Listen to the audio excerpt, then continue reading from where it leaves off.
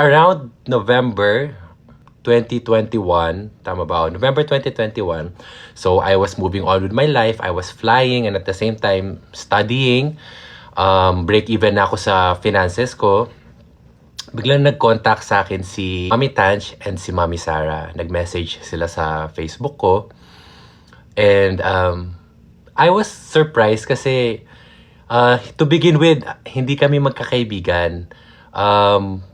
I know them kasi we were working on the same airline. Ang unang message sa akin was, Sir Vince, may tatanong sana kami. So, bago pa nila ako tanungin what I did, tinawagan ko agad. Sabi ko, tatanungin nyo ba ako kung gusto ko mag-donor or mag-donate? Sabi kong ganon. Tapos nagulat sila kasi, paano mo nalaman? Sabi sa akin ganon. Sabi ko, ewan ko, naramdaman ko lang. Naramdaman kong yun ang itatanong niya sa akin. So, because of that, nagkausap na kami. Pinag-usapan namin yung mga gusto naming mangyari on both sides.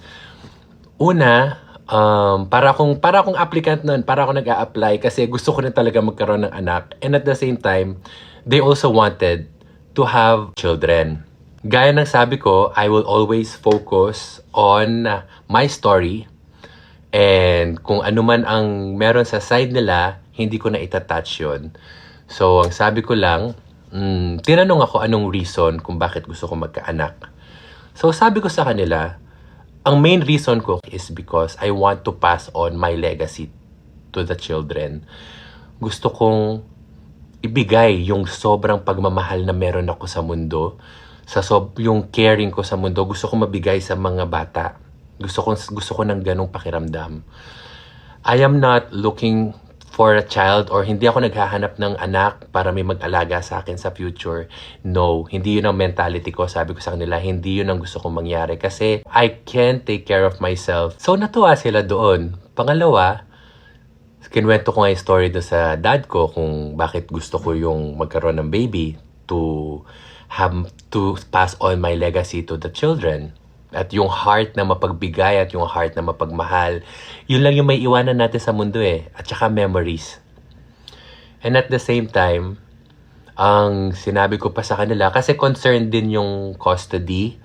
Sabi ko kung custody yung concern nyo pang isa, then hindi nyo siya problem sa akin. Kasi for me, importante sa akin na may mommy yung babies. Siyempre, wala pa kaming baby nun eh. So, ganun kami mag-usap.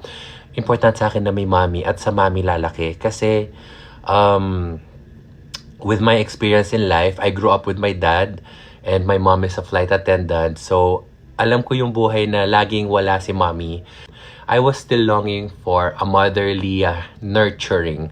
Kaya sabi ko, di ba kung ano yung hindi natin experience nung bata tayo, yun yung gusto natin ma-experience ng mga anak natin. So sabi ko, gusto ko nasa mommy sila.